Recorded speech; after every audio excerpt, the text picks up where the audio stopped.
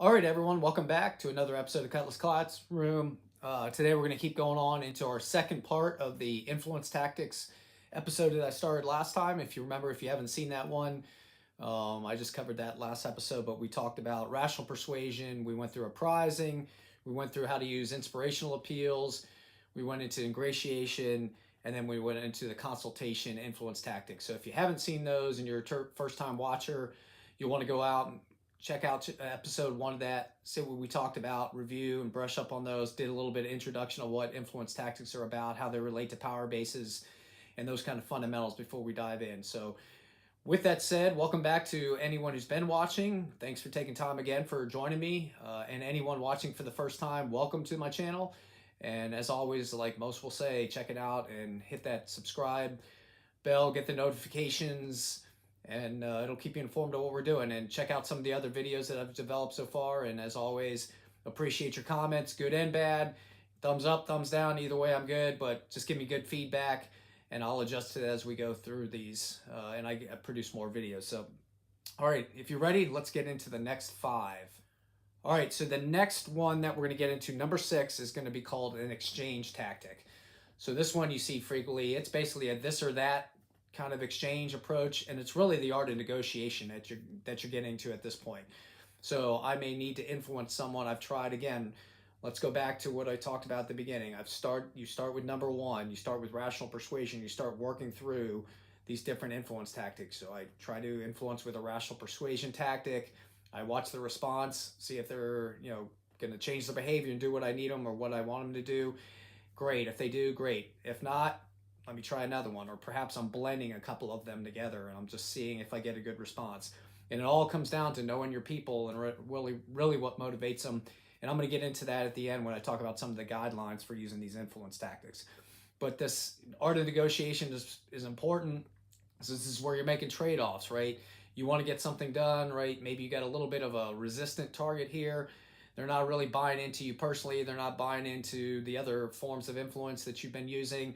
So now you're in a position where, and maybe they're a peer, right? Or someone who has more power authority than you. You want answers? I think I'm entitled. You want answers? I want the truth! You can't handle the truth!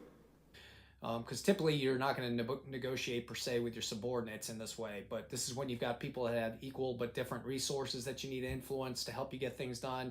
So in the Navy, in the cheese mess, this is a tactic I would use. So some of this is going to be with your people. You could use a this for that, kind of do something for me now in exchange for something later. So I've had to use this running a division or as a command master chief where, hey, we need to really work hard to get certified or trained in this certain event, or I need to get this maintenance item done or a corrective repair that needs to get done.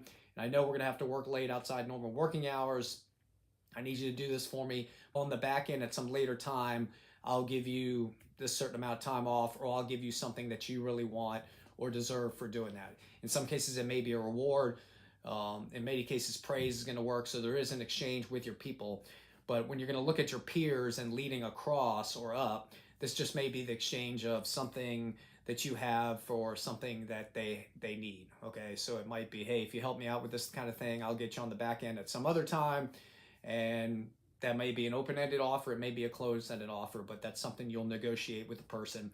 And as you can see, when you get up into higher levels, you get into politics and things like that, as we'll talk about, you can get into coalitions with other people and start negotiating combined bargaining power. So these are things like unions use this tactic, right, against corporations and certain trade leadership and things like that. So that's what that one's about, and you should be pretty familiar with what an exchange tactic is, but just be willing and open to use it when you need to. All right, number 7. 7 is going to be called personal appeals. So this is when, literally like it says, you're going to appeal to the personal relationship that you've developed with a person.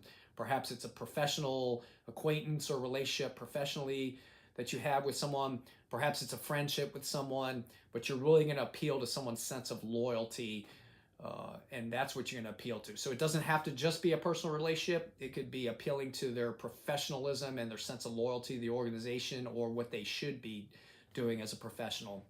So when leading your team, you might appeal to them to do things right because it's in the best interest of the team and the command, or it aligns with our core values, or it's something that we all professionally should believe about, right? Those kind of things. Or a personal appeal could be, again, when you're leading across or going to someone, a peer or someone in your network, it's like, hey, I really need your help. I've known you for a long time. Could you do A, B, or C for me? And then you probably couple this with an exchange tactic, and in return, I'll do this for you. You're going to probably blend some rational persuasion and explain the nature of your request, why you're requesting this, and why you need to do these kind of things. And it's definitely going to have probably a little bit of inspirational appeal that's blended into it. So as you can see, again, you usually, when you're going to start using your influence tactics, you're not just going to pick one and then just go down the line. You're going to just naturally start to bring other ones in. And again, I'll talk at the end of this episode about just developing your own style with these influence tactics. But I just want to introduce you to the 10, what they're about, and get you thinking about how well you use them, and do you use all these influence tactics that you've got available. All right, number 8. Now we get into collaboration and coalition tactics. So again, this is where you're going to reach into that connection power base, right? This is your reach getting expanded through other people. So through your networks and your connections with other people, and I did a YouTube video on this, and I've done podcast episodes on this. This is where you're really going to tap into the expanded power bases that you get through the connections with other people. So because your relationships to other people, they have different experiences, they have different expertise, they have access to different resources and information. So you can see, if you go down your power base list, the relationships with these people actually become a force multiplier for you and your power bases. So through the relationships with people, they know more, so you know more, right? Or at least you can seek help and get answers that you may not necessarily know, or you can learn insider trade, or you can learn insider tips and things like that, not insider trading. But in the worst case, that's what people use this kind of thing. But we're always focused on the positive use of these. So you're going to leverage the experience and the resources and the reach that other people have. Again, you can use this one in a very positive way, right? And you can actually use those the reach that you get and the access to information and resources to actually help you solve problems, to help perhaps solve a problem that your people have, or that your team has, or perhaps your boss has. So you use it in a positive way. But in a more pressure-based negative way, if you want to couple it with a pressure tactic, this is where I may be able to tap into, hey, I know that person you work for, or I know your dad, so I'm going to make that phone call, and I know he'd be so disappointed in you. Or perhaps even more aggressively, you could say, hey, I know this person, and because of that, they have access and can take something away from you. So when you start to shift to a more pressure-based approach, you can start reaching into that coercive power base that we've talked about, and that's how you would use it towards the more negative leaning side of things. So that is how you use collaboration coalitions. Again, the foundation of this is the relationships, and then within the collaboration or the coalition, you might be making trade-offs to get those people. So you see this happen in Congress, where people will go through, if they need a number of votes, they'll have to make certain deals and trade-offs with certain individual other Congress people, senators, representatives, whatever it is, to really get them to come on side for the broader objective. So they may have to make trade-offs individually to achieve a broader goal that impacts a lot more people. So that is called collaboration/coalition. Okay. Number 9, this is going to be called a legitimating tactic. Okay. So this is when you're just going to go into the inherent authority in your position, or in procedural rules, laws, regulations, and things like that. So this is very simple. And this can be implicit or explicit. So I can just say it out loud and just go, hey, because I'm your boss, or because I'm your chief, or because I'm this, or because the procedure says, or because it's the law, you will do this thing. Okay, so you can see you're getting very assertive, and you're backing yourself up with the regulations and the authorities and the established rules that govern the code of conduct, the objectives you're after, and the standards that you really want to do. So when you need to, you can do that. Like I said, that's the explicit version. The implicit version is sometimes I don't have to say anything. So when a police officer either walks by in uniform or drives by, people tend to just adjust their behavior because they understand, that they have legitimate authority, right? So if I'm doing something wrong, if I'm speeding, if I'm breaking the law, you will adjust your behavior, or people will adjust their behavior just due to the nature of that police officer and what they perceive that his or her legitimate authority can do. Usually that would be coupled with like a pressure and a coercive tactic, and the threat of getting pulled over and a ticket or something like that. So And sometimes it might just be me standing there with my, just being there, right, as the boss. And then people know when I'm there, hey, I should be, behaving or performing to the expectations of my boss. So you'll see that. Unfortunately, sometimes you're going to come in, they'll sort of put on a one-sided behavior, and then ideally when you leave, that behavior consists or subsists itself. But in many cases it won't, and they might go back to doing behaviors that aren't necessarily up to the standards that you expect. So don't be afraid to use your positional authority. And again, you don't have to be a jerk about doing it. Give me a ping, Vasily. One ping only, please. Aye, Captain.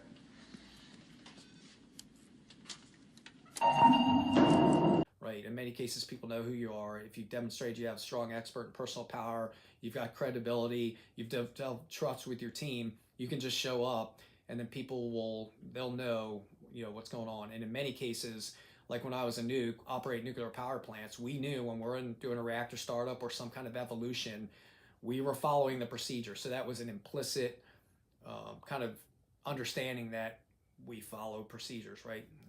Although implicitly as supervisors, we would say, okay, let's get out the procedure, let's go through it. So that was a use of it explicitly and implicitly. And then your final pressure tactic, number 10, or your final influence tactic is number 10, and that's called a pressure tactic. And this is where you're really going to lean into that coercive power base that we've talked about in a prior episode and on prior podcasts. So this could be a range of things, right? And like I said, we're in the realm of positive leadership, so we're not going to get into crazy kind of pressure-based stuff that criminal organizations do. So just your personal presence can send a signal and put pressure on people, right? Like, oh man, someone's here, I feel compelled, right?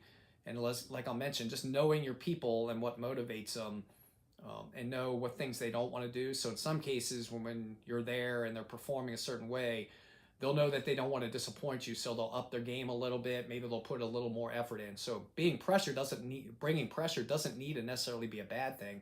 Just your personal presence can unleash that internal motivation in someone to do something to a better level of performance. You can do repeated requests, right? So you come in like, hey, I need that email. I need that email by this time. Are you done with that email, right? And you just kind of get over and go, and you help maybe reprioritize someone's day or their task list with your repeated requests. That's another tactic you can use within this one. And then you can use demands and threats with all those coercive power tools. Again, go watch that YouTube episode on using your dark side basically to influence people. But that's where I got into coercive power base, knowing all the tools that you have the authority to really leverage in this way and really threaten.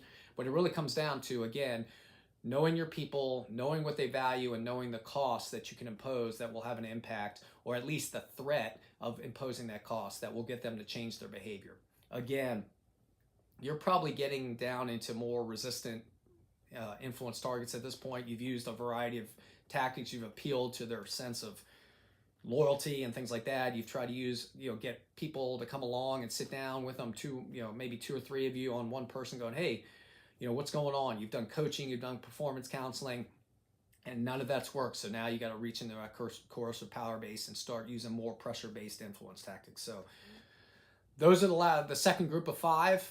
So again, I'll cue those up down in the remarks. I'll put the timestamp on there for you so you can go back and review those if you need to. But with these, there's some just general guidelines. I mentioned a little bit of this in the first episode we did, but so influence tactics can be used up, down, and across. And when I talk about leading up, down, and across, that's just the vector of influence. So when you're talking leading up, that's when I'm trying to influence my boss or supervisors, or perhaps policymakers and others outside of your normal scope of influence. When I talk leading across, I'm talking about leading and influencing my peers, right? Again, when I'm in coalitions, when I'm in networks, perhaps I'm in the Navy, I'm in a chief's mess, I really need to influence across. And then when I talk about influencing down, I'm talking about your influence on the people that work for you. So you can use all these influence tactics in all those directions, but you're going to see pretty much all of them you can use when you're leading down and trying to influence individuals or your team. When you get into leading across and leading up, though, then you start to get into, there's some limits. Very rarely are you going to go in and probably use a legitimating tactic or a pressure tactic on your boss. you're probably not going to use that on your peers either. You're going to probably go with these other more positive or softer influence tactics, I would call them. But there are times when you would have to go to those other tactics, right? So perhaps your boss or one of your peers is doing something illegal, unethical, unsafe, immoral, and you need to influence them. You have to leverage some coercive power, right? So it could mean criminal punishment or calling the police, something like that. So you can use those leading up. That gets into some pretty testy kind of stuff, and you got to really have the courage to go to those things. But I've talked about a podcast on that too, about when it's time to challenge your boss, how you can do that. So you might want to check that podcast out. So again, use them up, down, and across. You can use them all day down, but as you go up and across, just consider about how you're using them. And again, knowing your boss and knowing your peers is an important first step. So you got to also consider the attitude of your target. So like I said, there's 3 general attitudes. There's people that are all in for you, right? These are your go-getters. This is the 20% that are making things happen. Then you got your group that they're compliant, right? That's good though. They come to work, they do what you need them to do. They do what they're told. They do it to the minimum standards you need them to. And then they leave, they get their check, and they go. And the third group is your resistant group. So when you come in, you got to understand, like, all right, if I'm talking to my very committed people, I'm not going to come in and just start pressuring them. You save that, right? You go for the more inspirational appeals. You appeal to their sense of positive performance to date, ingratiation. Hey, you're doing great. Keep going. I see great potential for you. And as they get more, once you get in your compliant group, maybe then you can just start using some of the influence tactics to try to move them up into being committed, if that's one of your goals. And then ideally, any resistant people, that 10, 15% that's just working against your progress and your goals, you can work your way down that list of more influential influence or more positive influence tactics, but you'll probably find that they're not going to respond to that for whatever reason. It's your job to figure out why, and then to use the appropriate influence tactics. And then unfortunately, you may have to get down to where you're using pressure and leveraging threats on and impacts the career or job to get them to do what you need them to do. And it's not a good place to be, but you got to know how to do that. So doing all the positive stuff, I think most of us are comfortable with that, but you got to be able to move this full range of influence tactics as you go through. And then another guideline. So each of these influence tactics is enabled by your power bases. And I mentioned this earlier. So if I'm going to use rational persuasion, I better have expert power, probably backed up with some information power, and be able to develop with some level of passion and my personal power and belief coming in behind that, right? To enable that influence tactic to its full effect. Doesn't mean you can't use it, but the effect of that influence tactic is going to be based on the depth of your power base. And then, as we'll get into future discussions, the muscle of your influence is really your communication skills. And we'll talk about being able to deliver your influence using a variety of communication skills, but that's something you got to consider. But again, work your way down. If I don't have good network power, good connection power, and good relationships built with my connection power base, it's going to be very hard for me to go in and build a coalition or go seek help or do an exchange tactic. If people don't trust me, or if I go into these networks and I'm always asking, I'm never returning what I promised, you're going to quickly erode the trust with those networks, and then you're not going to be able to use those tactics, right? So you can see that the depth of your power bases and the solidness and maintaining those power bases is a critical part of using your influence tactics. All right, you can also blend them, and I've already talked about that enough, so I don't think I need to go into more depth on that, but I've talked about using rational persuasion and inspirational appeals. I might use rational persuasion and a legitimating tactic, right? So, hey, the procedure says, or hey, as I'm your chief, or hey, I'm your boss. That would be that. I could use a coalition and a pressure tactic. This is where I get a group of people together, and like I mentioned, we can bear, as a collective group, maybe we can bear our resources together to get you to change your mind, or impose cost on you as a target to get you to change your mind. Or maybe we can strengthen our information power base to make our argument stronger than yours to get something done. Or I could combine like consultation and ingratiation kind of thing. So check that out and get used to, I'm telling you, you're doing all this stuff already. You've probably done it. You've seen people do it. I'm just putting names to a lot of things you're doing and hopefully getting you to think a little bit more about these different influence tactics. And then the final piece of advice I'll give you is just be genuine, right, with these approaches. So some of us aren't very comfortable going in like with a very firm approach to pressure, right? Or some people aren't very comfortable like just relying on positional power. Do it because I said so. But you don't have to do it like you see some other people do it, right? Watch how some people use their influence tactics. Some you're going to like how they delivered. Some you're going to watch them influence or use their positional authority in a pressure tactic, and you'll watch people respond in certain ways, and you'll go, I don't think I'm going to do it that way. I'm going to try it my own personal way. So I learned this as a young chief petty officer. I came in, I thought as a new chief, I had to kind of act differently and I had to apply my influence differently. And I just saw my people moving kind of away from me, and I didn't feel good about myself. I didn't feel good about the dynamic I was creating. So then I just went back to being Paul Kingsbury and applying these influence tactics in my own personal way. And I found that I immediately started getting positive results. I felt better about my leadership style, and then the team just got along better and everything moved on. So develop your own style, develop this art of influence, watch people you like, watch those you don't like, take what you want, throw those tactics in, practice them, and then maybe just vary, right? Maybe you see someone else doing another tactic. It's okay to experiment with it.